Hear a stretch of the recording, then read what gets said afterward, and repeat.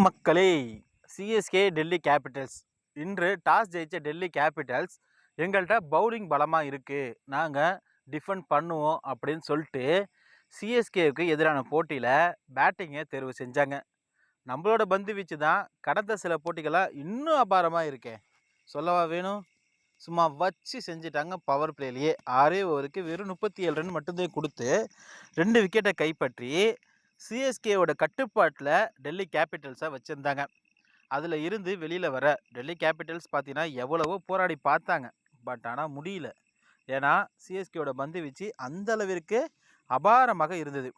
அதனால் முதல்ல அந்த 65 ரன்னுக்கெல்லாம் 69 ரன்னுக்கெல்லாம் பார்த்தீங்கன்னா 5 விக்கெட்டுகளை இழந்து திணற ஆரம்பிச்சிட்டாங்க சிஎஸ்கே. அதற்கப்புறம் அந்த ஒரு பார்ட்னர்ஷிப் அமைக்கணும்ல, அந்த விஷயத்தை ஸ்டப்ஸும் சமீர் ரிஸ்வியும் பார்த்தீங்கன்னா சேர்ந்து பார்ட்னர்ஷிப் அமைச்சு டெல்லி கேபிட்டல்ஸை அந்த ஒரு எதிர்பார்க்கக்கூடிய ஒரு ரன் ரேட்டுக்கு கொண்டுட்டு வந்தாங்க டெல்லி கேபிட்டல்ஸ். ஓகேவா, 20 ஓவர் முடிவில் டெல்லி கேபிட்டல்ஸ் பார்த்தீங்கன்னா 150 ரன் எடுக்கணும்னு அவங்களும் போராடி பார்த்தாங்க, ஆனால் முடியல.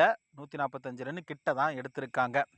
முதல் இன்னிங்ஸை டெல்லி கேபிட்டல்ஸ் இந்த அளவிற்கு முடிச்சும் இருக்காங்க. இதனால் சென்னை சூப்பர் கிங்ஸுக்கு பார்த்தீங்கன்னா இந்த ரன்னை சேஸ் பண்ணுறது ஒரு பெரிய விஷயமே இல்லை. ருத்ராஜ் கேக்வாட் ஒரு ஸ்டாண்டிங்காக நின்றுட்டார் அப்படின்னா கண்டிப்பாக இந்த போட்டியை நம்ம வெற்றி பெற்று விடலாம்.